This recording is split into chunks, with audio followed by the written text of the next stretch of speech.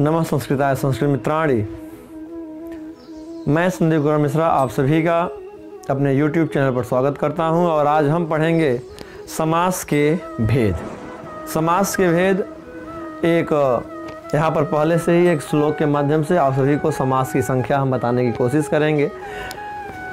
द्वंद्वो द्विगुरपि चाहम, द्वंद्वो द्विगुरपि चाहम मद्गहे नित्यमव्ययी भावः, द्वंद्वो द्विगुरपि चाहम मद्गहे नित्यमव्ययी भावः, तत्पुरुषं कर्मधाराय ये नाहं स्याम बहुव्रीहि, तत्पुरुषं कर्म धाराय ये नाहं श्याम बहुव्रीहि। इस श्लोक में एक ऐसी लाइन है जहाँ पर आपके जो समास के भेद हैं उनकी एक संख्या, जैसे कि एक होता है आपका द्वंद्व, एक समास क्या होता है आपका द्वंद्व समास, एक समास होता है आपका द्विगु समास, क्या होता है द्विगु समास।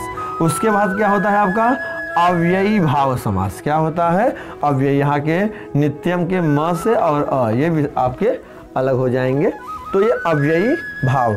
उसके पास आपका होता है तत्पुरुष समास, क्या होता है तत्पुरुष समास। उसके बाद आपका कर्म धारय और छठवां होता है आपका बहुव्रीहि समास।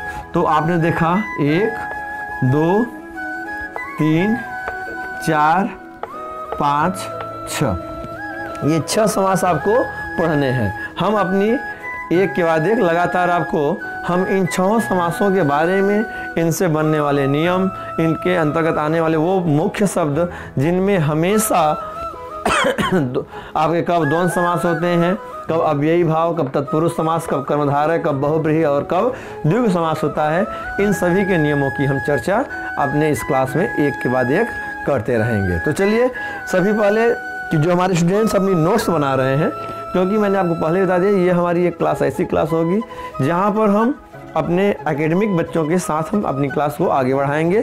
जिन बच्चों को नोट्स भी तैयार करनी है वे पहले यहाँ पर नोट कर लें, उसके बाद आपको आगे बताया जाएगा, आप उसको जरूर लिखें। पहले आप इसको नोट कर लें। द्वंद्वो द्विगुरपि चाहम मद्गहे नित्यम अव्ययी भावः, तत्पुरुषं कर्मधाराय ये नाहं श्याम बहुव्रीहि। इतना लिखने के बाद आप नीचे से एक लाइन नोट कर लेंगे, लिखेंगे। इतना लिखने के बाद लिखेंगे समास का विभाजन, समास का विभाजन, समास का विभाजन, समास में आए हुए, समास में आए हुए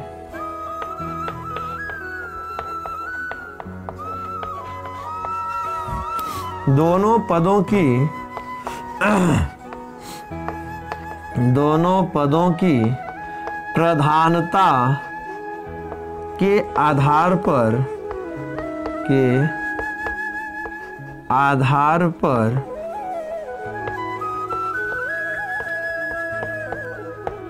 किया जाता है, किया जाता है। प्रधानता के आधार पर किया जाता है, इतना लिख लेंगे। इस प्रकार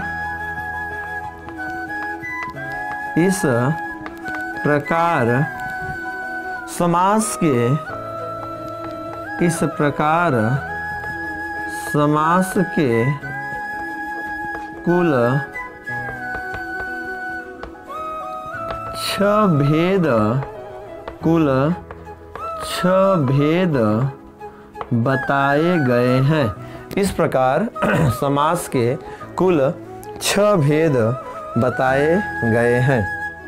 कह रहे हैं कि जो समास का भेद है, समास का जो विभाजन है, वह पदों की प्रधानता और अप्रधानता, नहीं जो प्रधान है तो उनके आधार पर अलग अलग कैसे होता है, उन सभी की चर्चा करेंगे एक करके, तो के आधार पर किया जाता है। और इस प्रकार समास के कुल 6 भेद बताए गए हैं। आइए हम उन 6 भेदों के नाम जानते हैं। चलिए नोट कर लेंगे जल्दी से।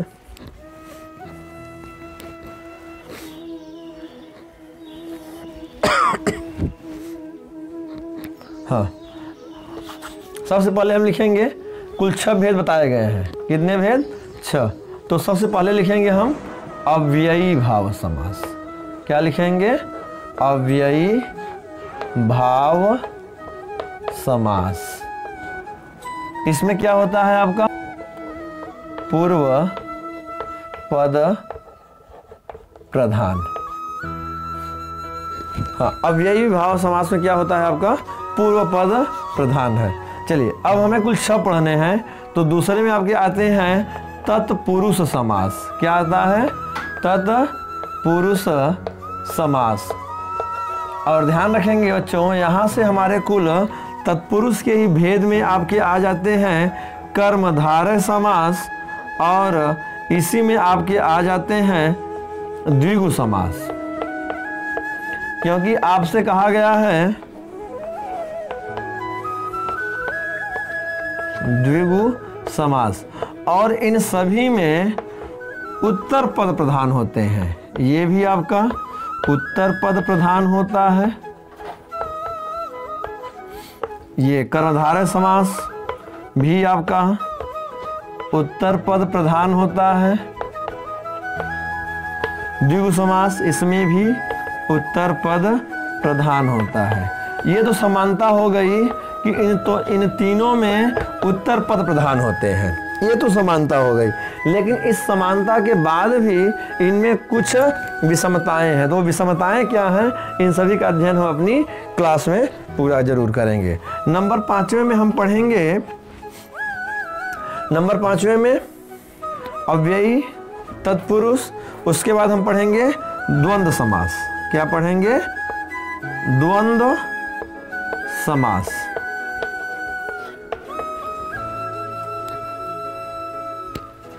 इसे हटा दे रहे हैं।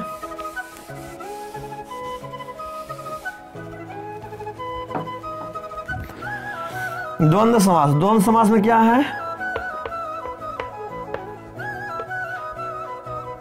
उभय पद प्रधान। क्या है? उभय पद प्रधान। और 6वें नंबर पे आपका आ जाता है बहुब्रीहि समास। क्या आ जाता है? बहुब्रीहि समास। और ये होता है अन्य पदार्थ, अन्य पद प्रधान होता है। इसमें न तो पूर्व पद और न ही उत्तर पद। इसमें न तो पूर्व पद न तो उत्तर पद। इसमें क्या होगा? कोई अन्य पद प्रधान होगा, अर्थात वह पद आपके उसमें प्रयुक्त नहीं हुए होंगे। तो हमें कुल 6 समास पढ़ने हैं। हमने कहा कि कहीं पर आपको 4 समास मिलेंगे, लेकिन फिलहाल अभी एकेडमिक में बात कर रहे हैं हम। तो अभी हमारे पास कुल 6 समास होंगे।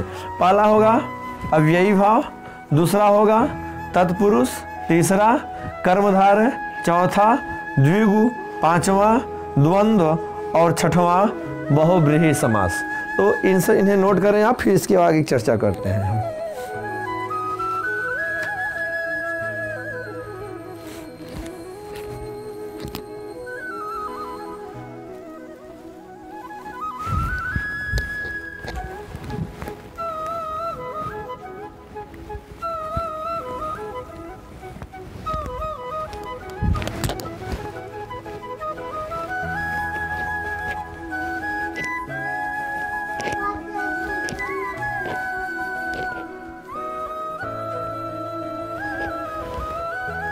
चलिए, इतना सभी नोट कर लिया है। अब हम हेडिंग बना लेंगे अव्ययी भाव समास।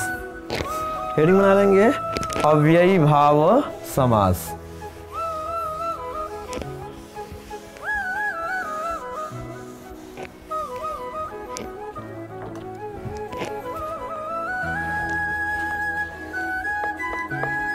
अव्ययी भाव समास।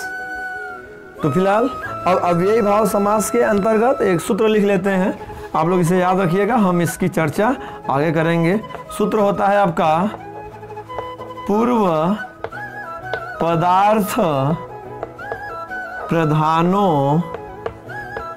अव्ययी भावः। पूर्व पदार्थ प्रधानो अव्ययी भाव। तो इसका अर्थ क्या होता है, इन सभी की चर्चा हम अपनी अगली वीडियो में करेंगे। फिलहाल इस वीडियो में इतना ही।